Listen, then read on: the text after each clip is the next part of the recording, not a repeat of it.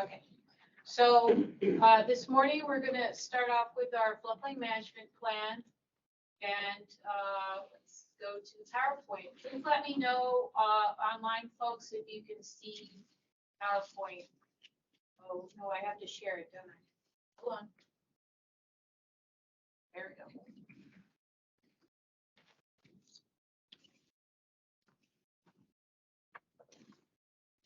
Probably entire screen. You might also want to turn your camera off, Elizabeth. Okay. Thank you.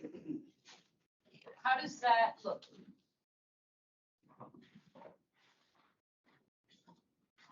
You guys see that? We have a lightning bolt. You see the Yep. lightning? Looks good.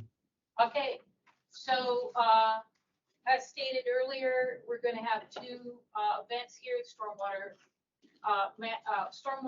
management workshop will start after 9 o'clock. The first portion of this event is the floodplain management plan. This is an annual event. The 5-year floodplain management plan update is about a couple years away. This is only an annual meeting.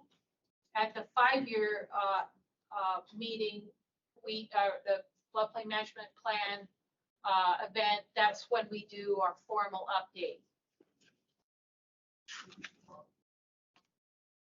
And welcome.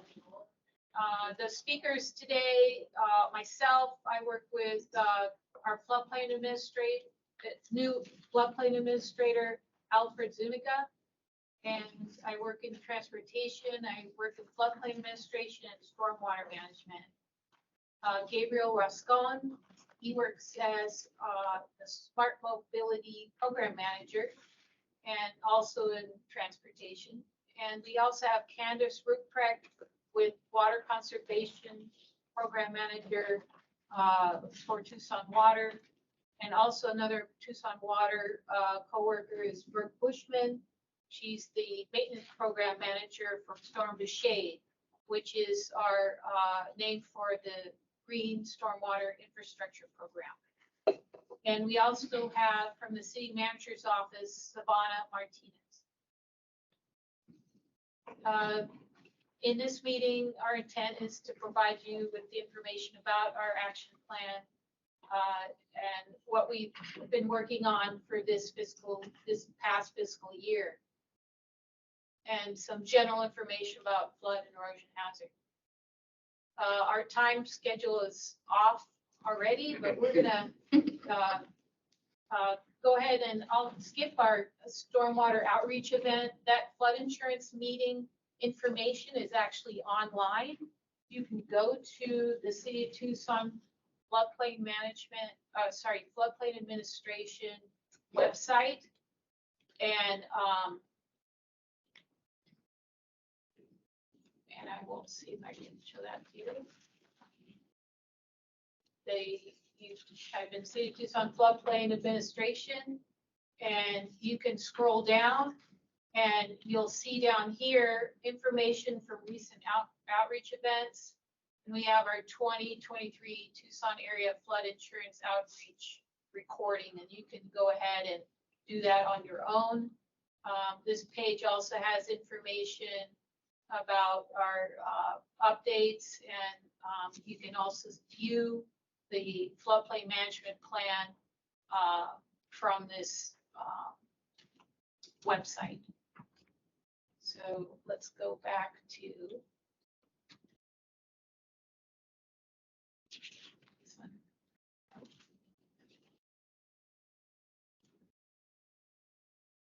this one. Anybody? It's going to be, I think the top left, I believe. You might have to go back and restart your slide. From current slide, just click from current slide in the upper left. Okay, and let's go ahead and start. Gabe, why don't you talk about flood warning systems. Just for a preface, the city of Tucson is working on updating our wash signs.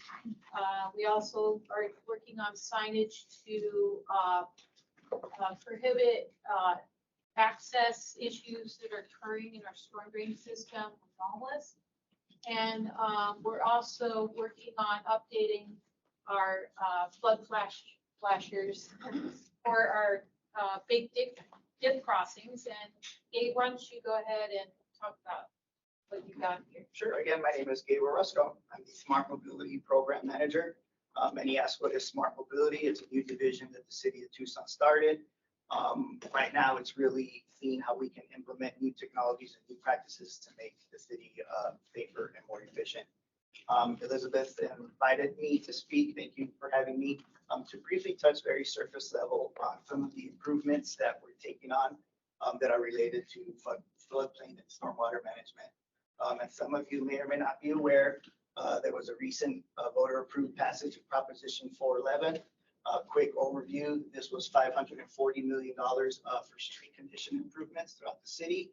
And as it relates to us, $150 million for street safety. That consisted of $45 million for sidewalk and ped accessibility, and $45 million for system-wide safety improvements, which includes pedestrian crosswalks known as HOCs, street lighting, several types of neighborhood improvements, bicycle network improvements, and then traffic signal improvements, which is the subcomponent I'm going to talk about today. I don't know if it's. Oh, next one. There we go. So of that 30 million that I mentioned, 15 million is being allocated in the first years 1 through 5. In our 10-year plan, we split it. And the reason for that was a lot of the infrastructure in Tucson is 20, even up to 40 years old. What happens is anytime we want to improve some of these newer technologies, the infrastructure can't even accommodate it. Those are things like small conduit where we can't get enough conductor communication cable through to a traffic signal cabinet that doesn't have the shelf space or the technology to take some of this new infrastructure. But in any case, those improvements, specifics to those improvements are full signal reconstructions, flashing yellow arrow conversions, intersection rewires, and then newer upgraded controller cabinets, conduit, video vehicle detection, emergency vehicle preemption, uninterrupted power supplies for our intersections, accessible pedestrian signals, push buttons, solar fire flashers for some of our fire stations, and of course, solar flood flashers for high water advisory stations. Just wanted to kind of show you a picture. We've got 4 major wash crossings in the city of Tucson. On the northwest side, we have on Camino de la Tierra, the Rito River, and these are the existing flood flashers that are out there. We've got the Santa Cruz River West Branch on Drexel Road, southwest Tucson. These are the flood flashers that are out there. Atterbury Wash on the southeast side of town on Escalante Road. Kind of wanted to show you the existing infrastructure out there. And also on the southeast side of Tucson at Pantano Wash on Harrison Road. Those are the flood flashers. So these flood flashers were installed in 2008. At the time, there was 3D communication. And really all that did was it allowed the primary flasher to talk to the secondary flasher. They stopped working years ago. And we ended up putting manual switches. These are utilized by our streets maintenance division, especially during monsoon. We have Operation Splash where crews go out and they barricade dip crossings. Here they got to flip them on manually, and then unfortunately they got to find a way around, and they got to flip on the other one. Yeah, very inefficient. So with the new ones, you're going to be able to call in. They've got cellular connections, so you can call in, turn it on manually, and then with this new equipment, you can do add-ons. So you can do upstream sensors, so they turn on that way, and then vice versa. They radio, the standby and let them know that it's on. There's like a gate that will drop down and different little things that you can add on, but replacing them is going to be a big upgrade for the city. Go to the next slide. And this was just to show you pretty similar. LEDs, even the old ones have LEDs, which are efficient, but what we found is that LEDs are drawing less and less power. They went from consuming 12 watts to now only consuming 3 watts. Same thing with the batteries, they've become more modern. So it's going to be able to run longer. It's going to be more reliable. It's going to be more sustainable. It's going to help out our streets division. And then also, our traffic maintenance division maintains them. So it's going to help everybody out. So really quick, just wanted to show you the replacement of flood flashers around Tucson. Thank you, Gabe. Yeah. That's excellent. Good news for the city on our electronic warning system. We, like you mentioned in Operation Splash, we also set out quite a few dip crossing signage. Those are set up by hand prior to sporting events. I'm going to go ahead and jump over to Ivana's presentation, and then we'll go into the other 2 presentations. We're jumping ahead a little. We're going to the section on emergency management. And this is an update from the city manager's office. Good morning. Thank you for having me. I have 5 minutes to talk about something I can talk all day about. So I added this quick image to kind of show you some of the topic areas that are involved in emergency management. So you'll see evacuation, preparedness, response, disaster, infrastructure, crisis, all of that things. Next slide, please. So what is emergency management? I pulled these 2 from FEMA, Federal Emergency Management Agency. You can look at definition on your own, but I feel like the mission really hits on what emergency managers do day to day, which is protect communities by coordinating and integrating all activities necessary to build, sustain, improve the capability to mitigate against, prepare for, respond to, and recover from threatened or actual natural disasters, acts of terrorism, or other man-made disasters. So you see I have the 4 steps of emergency management: mitigation, preparedness, response, and recovery. So in emergency management, people tend to get fixated on the word emergency and naturally think of 911, police, fire, which usually is the right thing to think of. But emergency management is a little bit different in that my job is not to put out the fire and my job is not to arrest the bad guys, but rather my job, or emergency managers come in when there's a situation, an incident, an emergency that surpasses the capability of the responding agency. So if there's a situation where fire needs help, police needs help, or they just need more resources, another agency to become involved, they'll contact me and say, hey, Savannah, I need this. I need these people here. I need these agencies. And then while they are looking at what's in front of them and dealing with the emergency at hand, I would coordinate those resources and get them exactly what they need on my end. So changes within City of Tucson. So this role previously lived in the fire department. The Homeland Security piece of emergency management lives with the police department. Earlier this year, City Manager Mr. Ortega moved the role from fire to his office, City Manager's office. And we have really great fire and police departments, but as you know, they're operational in nature. So some of that planning and preparedness piece of emergency management that's really important was getting left behind. So my job since my appointment as interim emergency manager earlier this year is to look at restructuring our EM program and team. So for example, the county has a team of 8. AZDMA, the state has a huge team. So looking at what City of Tucson needs, given its jurisdiction size and population size, and looking at what that program overall would look like. So again, a huge piece on that is focused on planning and preparedness. Our emergency operations plan is almost 10 years old, being last updated during the year of 2014.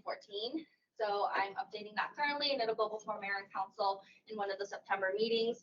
But really looking at that planning and preparedness, training and exercise, making sure that our plans are up to date. We're exercising and practicing them often, and with all the jurisdictions and agencies that would be involved in a response.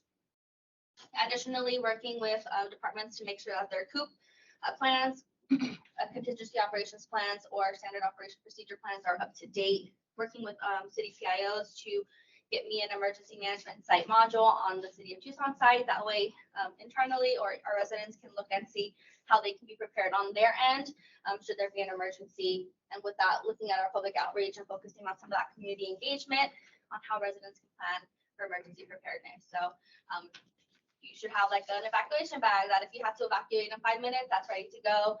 Or as we've seen the last few weeks with our great storms, if you have a power outage for 24 to 48 hours, what things you should have on hand to make sure that you can get through that.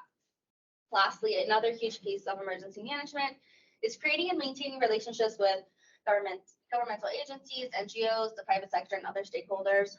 The saying goes, you don't want to be exchanging business cards at an emergency, right? You want to make sure that those communication lines are established. That way, if I need to contact TEP, I know who to contact and I'm not kind of emailing their generic email. And likewise, if they know if there's going to be a huge issue within city limits or that are going to be affecting a huge part of the Tucson region, they know who to contact and how to get a good communication system in line. So in a snapshot, 5 minutes, emergency management changes within City of Tucson and how the emergency management program is evolving. On the next slide, you'll have my contact information if you'd like to continue the conversation further. Thank you, Savannah. Thank you. We're so happy to have Savannah talk. Really happy. 5 minutes. Yeah. Yeah. Okay, so our next speaker is gonna be our LID outreach speaker, Candace Ruthprint from the City of Tucson Water Department. I'm gonna open up your. Yes.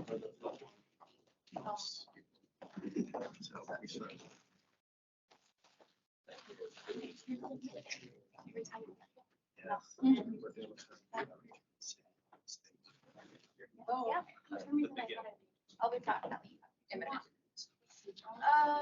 oh gosh. I don't know why it's locked. Oh, yeah, I have it open on my desktop. Good to be able to open it, I think. Yeah. You just want me to like edit. So you go to slideshow, Yeah. it should still open. Oops, yeah. There we go. All right. Good morning. I'm Candace Ruthprint. I am the Water Conservation Manager. Blue and I work on the same team at Tucson Water.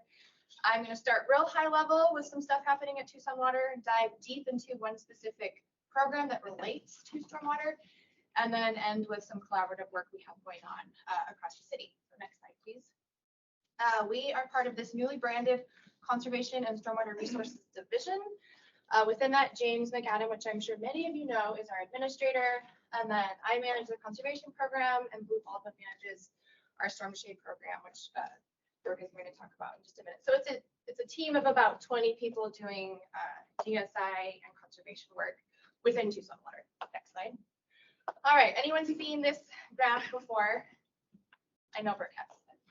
All right, so this is our production starting in 1940 through 2022.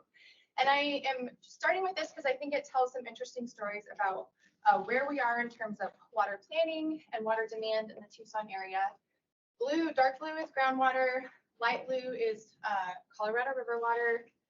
The lime green at the top right is stormwater, which at this point is unmetered. It's an estimate based on the program work we're doing. And then purple is at the bottom, our recycled water program. So overall, total demand is down. It peaked around 2000, 2005, and it's been trending down ever since. In that time, starting in the 80s through now, our population has increased over 200,000 people. So total demand is down with more people in our community. We've continued to have a robust recycled water program that accounts for about 10% of our total annual use as a community. And then more recently, alternative water supplies like rain and stormwater are really coming into the forefront of planning in Tucson Water. Next slide. Just another way of looking at that, our team tracks GPCD, which is gallons per capita per day. It's a metric that conservation programs around the country use. So you see 3 different colored lines there on the graph. Red is total potable and reclaimed use combined per person, which is at 137 gallons per person per day. And the green is residential, and that's the lowest it's ever been since we've started tracking. So we're less than 80 gallons per person per day, which is, I think, probably the lowest in the Southwest.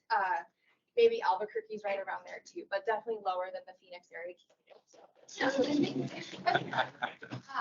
I think it is a good job, Tucson. I think it tells a story of how Tucson has really adapted and transformed landscapes in ways that other communities have not.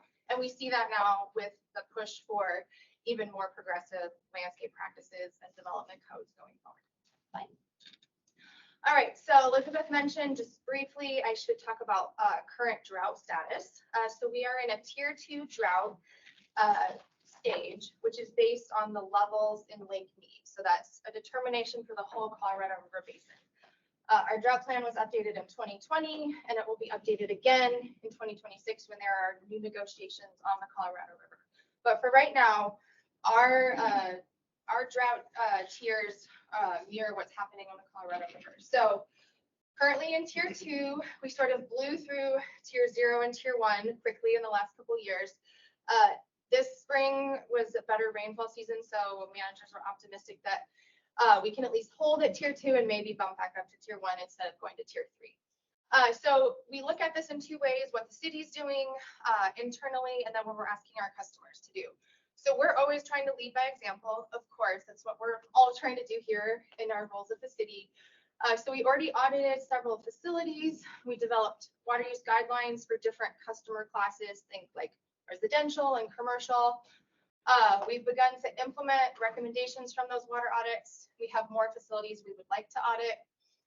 Mayor and council reviewed the pre-annexation development agreement policy, and there's a hold on those right now, which is reflected in tier 2. So they're not approving any more of those. It's in the language that we can consider a drought surcharge, but given rate increases, given GSI and conservation fees, we've decided, or well, I shouldn't say we, mayor and council have decided to hold on a drought surcharge for the moment. And then if we got to tier 3 and our demand exceeded our supply, we would consider some additional charges or restrictions. But as you just saw in those graphs, our demand has continued to go down, and we're still banking about a third of our water supply, and we have the choice to put that water either in the ground locally for storage or to be part of regional conservation agreements and leave that water in Lake Mead. All right, next slide. This is what we are asking customers to do. So tier 0 was just asking them to be aware. Last year, high use customers received targeted communication letting them know that they're one of our highest users and offering them some suggestions. So we'll be targeting those same customers again if they've continued to be one of our top users and asking them to conduct a water audit, either themselves, utilizing some self-help tools that we've developed, or scheduling one of our water audits with our Zen Heroes team. And then tier 3, which it doesn't seem like we'll get to too quickly, is really encouraging them to implement those audit recommendations, which you can imagine trying to sort of like tell customers you have to do this will be challenging. So we have some work to do to figure out what that would actually look like to tell customers they have to action. All right, next slide. All right, so the program at Tucson Water, the conservation program, is broken out into 3 stools: rebates and incentives that we offer to customers, education that we deliver in the community, and then services that we provide. I'm not going to deep dive that today because I know we don't have time, but just to give you a framework for the total program. Next slide. On the rebates and incentive side, here's the long list of programs that we offer. The 3 in red I wanted to highlight because rainwater harvesting is an update, which I'll talk a little bit about.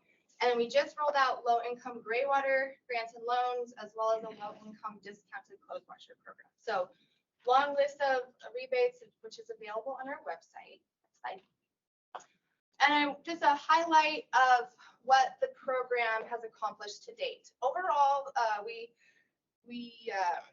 crossed the 5 billion gallon savings threshold this year, which was very exciting. The bulk of that has come from toilets. Probably not surprising there. Once you install them and they're working properly, they really are sort of the blockbuster in terms of water savings. And then the rest of them are sprinkled throughout. Some of them have started later on, and so they wouldn't have had a chance to get as many savings, but toilets continue to be the big savings for our program. Next slide. All right, so because we're talking about stormwater today, rainwater harvesting, the rebate program that we have really is the closest nexus to that within the conservation program. And we've heard for a long time with the original structure that people are more inclined to install tanks than do passive work because you had a cap on the amount of money you could get if you install the passive system. And we also just didn't have good data on what was happening. We knew how big tanks were, but we had no information on the size or capacity of passive systems that were going in. So we've revamped this program. It always starts with taking a workshop. So customers have to take a workshop before they can apply for a rebate. But before they can apply, they have to complete a site plan that they submit to Tucson Water for pre-approval. So that's new. We never saw a site plan until it was submitted for rebate, like when they were expecting their check previously. So we're taking a look to make sure that a couple things are happening. Most importantly, they are sizing their systems to capture 1 inch of rainfall from the area that they're planning to capture from. And that's again to align with what the county and the city are doing in terms of rainfall capture and trying to build the systems in ways that are going to capture meaningful amounts of rainfall. So we have an online tool now that tells customers how big their combined passive and active system has to be, given the roof area that they're capturing from. So once they receive pre-approval, they need to install it within 1 year. Then they schedule a site visit, and our Zan Harris team goes out, just make sure that it's installed as per the site plan that they submitted, and that it is actually as big of a capacity as they said it would be. And then after all that, they receive their rebate application. So adding some administrative processes, but I'm really excited about the better data we'll be collecting and being able to tell the story about the role passive systems are playing in rainfall and stormwater capture. Next slide.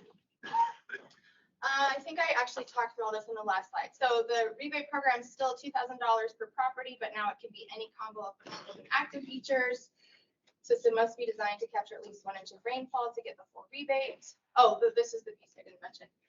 We're trying to encourage customers to do more passive work. So actually passive features receive $1.50 per gallon of storage. Active features receive $1 per gallon of storage if it's sized correctly. If they're undersized, all the features receive 50 cents per gallon. Next slide. All right, so just taking it home here, coming back up to like utility-wide things. We are working on our One Water 2100 master plan. One Water is Tucson Water's and the community's commitment to resilience, equity, stewardship, and quality of life in Tucson. This planning effort has been underway for 3.5 to 4 years, and it's a really focused approach to developing a comprehensive water resource plan that integrates all the water supplies that we already talked about, particularly stormwater and recycled water in ways that we haven't thought about before, really trying to match up best uses or best sources with best uses, and thinking about climate change and drought as we move forward and doing a lot of scenario planning. So where we are is that the public input period just ended. Study session on September 6th. And then assuming that goes well, it goes to council for final approval on October 17th. So we'll be thrilled to have that wrapped up. There's a big national One Water conference happening in November, so we'll be able to showcase this finally being completed. And last slide, I think. Yep. All right, and here's some of the additional work that our team, as well as planning and development services, have been working on. We were directed to take a look at various new conservation policies that the city could adopt last year. So 5 moved forward. 2 of them actually were adopted in June. That's prohibition on ornamental turf for any new commercial or multifamily development, and a requirement for water sense fixtures in all new development. So those are both already enacted. We are working on a requirement for separate irrigation meters for multifamily commercial properties. That's in progress. We're also working closely with planning and development services on doing a review of low impact development design standard practices and ordinances that we can put forward to do better planning and alignment across the city and with county collaborators. So actually James is taking the lead on that from our team. I'm sure he's happy to answer more questions about that, but we just had the kickoff with the consultant last week. And so we'll be moving forward with that work over the next year. We also have taken a look at net zero water, the idea that you're not, you can allow growth, but that growth isn't using any more water than sort of your current state. So that's in review right now, but we realize that would require significant stakeholder involvement. So that is moving a little bit slower than the others. So I think with all of this, this is a good point to transition to Brooke, because this leads into some of the department collaboration work that we're doing, but Brooke can speak to all the other collaboration work that her team is doing. So thanks. A question if I may. Oh, of course. The One Water Plan discusses installation of smart water meters. Can you give me any insight into who's going to bear the financial responsibility for that? It is a recommendation, and the city is moving forward with planning for that. And that will be a combination of outside funding that we can get and, capital projects. And for the first phase, we just received a grant from WIFA to do smart meters for commercial customers, reclaimed customers, and all city facilities. So the end users, the customers aren't going to be expected to pay for that installation. Not a specific per unit cost, no. It would all be part of our rate structure. Okay, thank you. Claire Prager. What I want to know is if you have thought about any unintended consequences of low flush toilets? Because Yeah. we've been scoping and we're seeing more and more white, meaning tissue on the bottom, and the water is not pushing it out. Yeah, so when we made the last change to our rebate program, we did talk to the folks at wastewater to ensure that, lowering that flush volume would be acceptable. We also do say that, particularly for old homes, you should choose the best fixture, given your plumbing setup. And so, what you're saying sort of, I think, resonates with utility planning in general, right? That we plan and we build out communities and then we get more efficient. And so over time, we have to figure out that balance. And when we build new again, we can do it with the best engineering and science involved to use that new technology. But retrofitting, there are cautions that you have to take with retrofitting. Yeah. Any other questions? Thank you.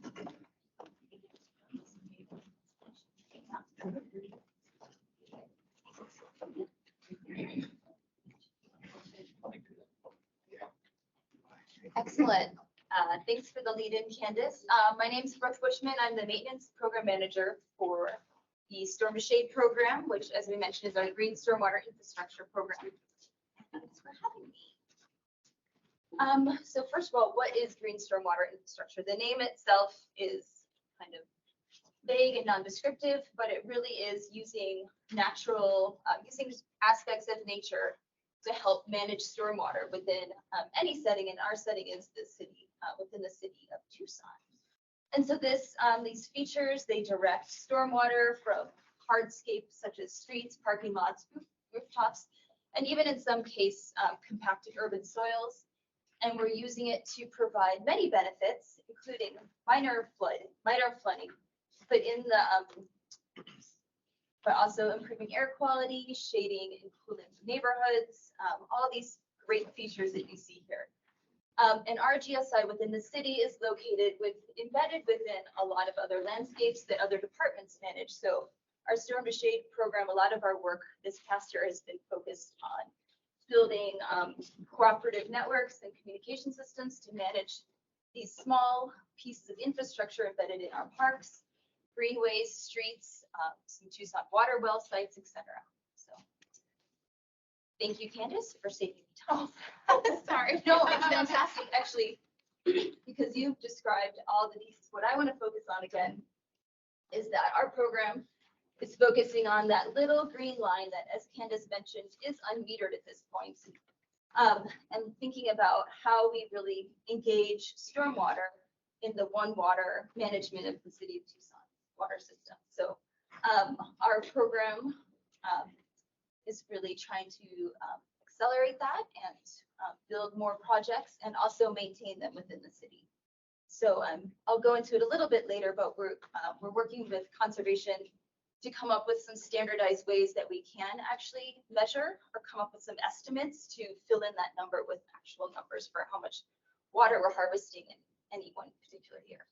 Next. Okay. Brooke, I don't know if everybody can see that, but the green area is right along that top edge. Oh, sorry. See it? I think you are displaying your second screen and we're seeing the screen that doesn't have a slideshow. Thank you, let me check that. Sure. Let's see, where do I go? Screen, oh, yes. No. Screen.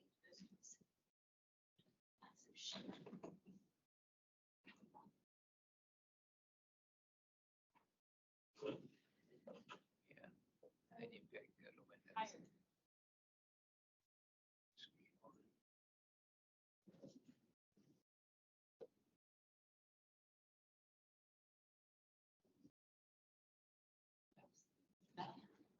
It was in the browser, I believe. Yeah. Or you were in the, yeah. 'Cause we opened it.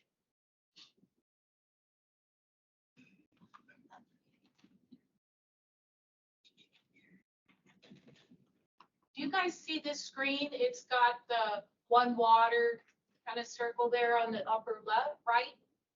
It says wet water. Yes. Okay. Cool. Can you do the little hide thing for? Yes. Yeah. Excellent. Thanks, Mead. Right, so this little itty bitty green line, which looks small compared to the rest of the water that is being consumed in the city of Tucson in terms of actually for drinking water or landscape. But we're going to talk a little bit about how important that green line is. It's not large compared to the other, but we really think this tiny bit of stormwater can really have a great impact for the city in terms of leveraging it to create shade and cooled neighborhoods on kind of a micro local level. As well. Sometimes, really big, important things start out small. So. So again, Candace did a great job of laying out how our new Conservation and Stormwater Resources Division is laid out. Our Storm to Shade program is, as she mentioned, managed by Blue Baldwin, and we have two other staff. John Choi is our Capital Projects Manager, and Xochitl Coronado Vargas is our Outreach Manager. And together, the four of us are managing both a capital and a maintenance program. The capital is using part of our fund, which is funded by a fee on City of Tucson utility. It's based on a 13 cents per CCF, which averages to about $1 per month for an average household. And that money has been collected since, I believe, the beginning of 2020. Is that Jane? Yeah. So the program was passed by Mayor and Council in 2019 and started collecting the fee in 2020. Our program, because of the pandemic, came online in 2021. So we've really been hit the ground running and to spend these funds to both build new GSI in the city. So we have about 20 projects right now that the first one was just completed, and the others are in construction or planning. And then the other portion of the fund is spent on maintenance. And so not only of these new projects we're building, but also of the approximately 700 GSI assets that already exist within the city today. Next. Our program is guided by, in part, tree equity score. We use this tool to think about where we need to really address heat and vulnerable communities within the city of Tucson, knowing that in past, a lot of those existing features have been built in areas and under programs that relied on people having the resources to access those programs, a lot of community and neighborhood driven projects where they could request that the city build or engage with streets department to request. And a lot of times people who are stressed by a lot of situations in life don't have the resources to really access that. And so our approach, we're using this tree equity score. It's a metric that involves all these factors to the right, including actual tree canopy, but also demographic factors to help us understand where we need to add tree canopy and focus this water the most. So these are the wards. One, you can see the numbers here, so you can see this area historically is greener. So we're really trying to focus both in building new projects and as we prioritize the deploying of maintenance, focusing on other areas first and then getting to the other tree. Yeah. Are you going to touch on Mayor Regina's million tree? I can talk a little bit about that. So the mayor, I don't have a lot of direct involvement with that, but we do coordinate with the Million Trees program in terms of coordinating on a tree inventory. we're trying to, I don't have. I was just wondering, would this help identify areas where those trees need to Oh, be focused? I don't just, James, do you, any sound bites? I think the city is still working on everybody using the same metrics for, different departments use different maps for these kind of prioritization schemes. I don't know what the Million Trees uses. I think they might use this tree equity score right now, but I can't speak to that. That's a Nicole Gillette and urban forestry question. Okay. I will say that as we're doing our asset inventory for the GSI features, we have a placeholder for trees. I mean, we have been noting what tree species we have, but we are, Nicole Gillette is contracting out for inventory for the whole city, and we're going to be integrating that data set into ours. Okay. So as I mentioned, we have about 700 existing assets that historically have been maintained by the maintenance divisions within where they sit, such as streets and parks. But these particular assets take a special kind of care because we really are treating them as living assets for the city. So we have a whole protocol that really focuses on landscaping and maintaining the systems to benefit and really maximize those initial benefits that we saw on the first screen. How do we grow healthy trees, healthy plants so that they can provide these cooling benefits for our city? And so we have been hard at work. This kind of gets to what have we done in the past year since we really got going. We have ongoing, we did develop a maintenance protocol in that very first year that says, how are we going to take care of these systems? How are we going to maintain them so that stormwater can enter the system, infiltrate, and help support the trees and other plants? So we have ongoing maintenance trainings throughout the city. So we're really not only doing direct maintenance, but also working with the parks and streets maintenance divisions to help train them on these new protocols. We also oversee 6 specialized GSI maintenance contractors who are out deployed doing work right now. Our maintenance manual is translated into English and Spanish, and we also have memorandums of understandings with streets and parks on how we're going to co-manage these together. We're also, I think somebody mentioned new signage for washes. Our program is also about to deploy GSI signage and curb markers that notes where the city of Tucson is maintaining these features. So hopefully clear up some, nobody's been on point for them specifically for a long time. So we want to make sure that people know we're on it, taking care of them. And then the big thing that's happening right now, which occupies most of my time, is getting ready to launch our enterprise asset management system, which is going to happen in September, which is really cool because living system, trees, plants, are assets. They are going to live and be managed in the same system that manages great hard infrastructure, which is a pretty cool progressive thing Tucson's doing. Next, I'll move along quickly here, but this just shows, this is our asset inventory, GSI layer or GIS layer, which on the top right articulates the different types of assets that we have, some of which are in streets such as chicanes, traffic circles, traffic medians. Others that are more commonly in parks or other open spaces on city property are right-of-way basins, rain gardens, vegetated swales, and then our stormwater harvesting basin is a special category that captures a lot of our partner joint GSI projects with Pima County Flood Control District. And as you can see, this kind of represents that first tree equity score for our existing features. Ward 6 is has the most GSI. And so anyway, we're trying to make the pie be more equitable. So within our asset management system, we are defining some metrics. So we really have worked hard to set up this asset management system, not only to more efficiently deploy work, but also to really provide metrics.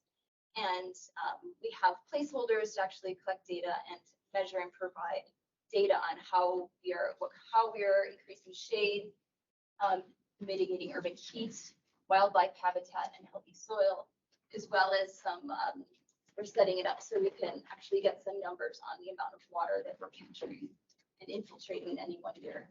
And of course, safety is a big piece. We need to make sure we're infiltrating standing water, we're pruning vegetation for safety, for mobility and pedestrians, preserving the structural integrity and making sure trash, plants, and debris are removed, which all relates to floodplain health and safety. So, you know, if we keep these things maintained well, they should function well and,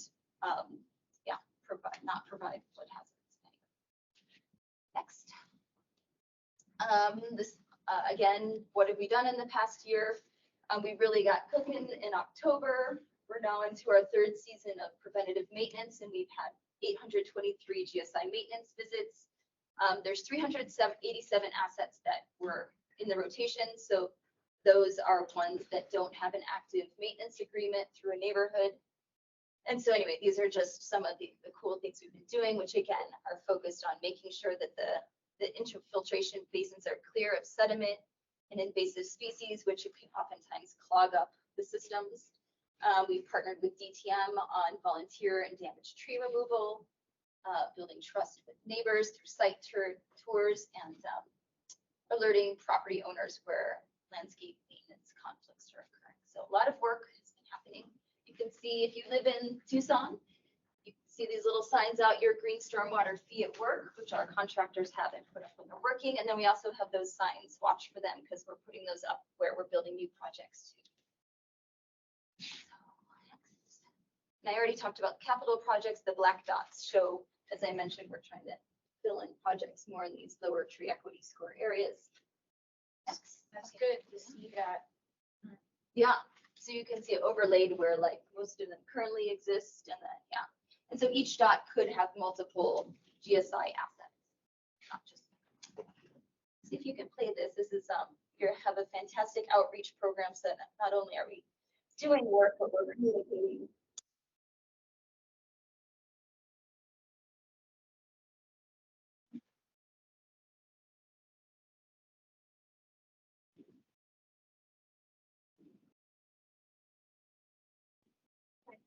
What a well-maintained GSI feature should look like. Very nice. But anyway, thank you very much. Please. Yeah, good job. Thank you. Appreciate it. A Thanks. question, Yeah. if I may. Here's a question. Yeah, sorry. Newman County is currently updating their landscape design manual, and the discussions to some extent have sort of gotten wrapped around the axle of what is defined as native vegetation. Is your office talking to them? It'd be nice to have, I mean, the goal is conservation for all of us. It'd be nice to have a standardized palette of what acceptable vegetation is, or where we want to go moving forward. Yeah, Irene Ogata is probably most involved in that. Our landscape is her.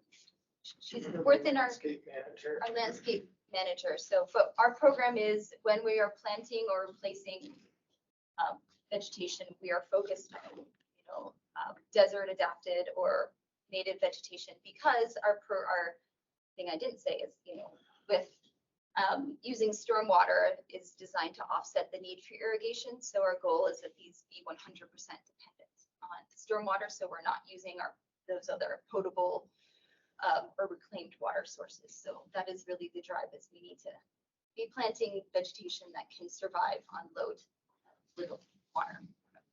Thank you. There's a comment here. Okay. You want to read it? Okay, the city is promoting the planting of trees. Our neighborhood has planted a previously barren city-owned lot. However, we have had continual problems with homeless encampment. Now the planted area is unusable to neighborhood due to a large homeless encampment. We're considering removing trees, which we'd rather not do. What is the city doing to help residents in this situation? The campus has been declared tier 3 and is supposed to be removed, but we're still waiting. I noticed some neighborhood businesses are actually removing trees. How can neighborhood safety be assured? Our program is absolutely interested in planting trees for whoever is, including homeless, are some of our most vulnerable citizens. But yes, there is obviously a conflict there. I mean, from our program perspective, what we can do is make sure we're working with the community to prune for try and keep the trees, but also prune them in such a way that discourages like hiding spaces, I guess, you can say. But does anyone else in the room, I know that there are resources that neighborhoods can contact to help with that. I don't. Yes, so the issue of homelessness is a large stakeholder group, collective kind of effort. And so when there's a problem with the homeless encampment that needs to be removed, trimming the trees does help, and according to the police department. And so we do trim the canopy up so that the visibility is higher and it discourages the activity like she's saying. So you can contact the city of Tucson for additional help in this effort. You can email Tucson Flood Erosion info@tucsonaz.gov and email t.concerns@tucsonaz.gov. And also there's a homeless protocol encampment reporting app that's online. And you can see that this link has been posted in the next chat here. So there's various avenues to take, and I hope that answers your question, Sophie. We've given you some contact information to do some further follow-up. Any other questions? Oh, I see we have some more in this other chat. Is that okay? You're our timekeeper, so. Oh, somebody's typing in something.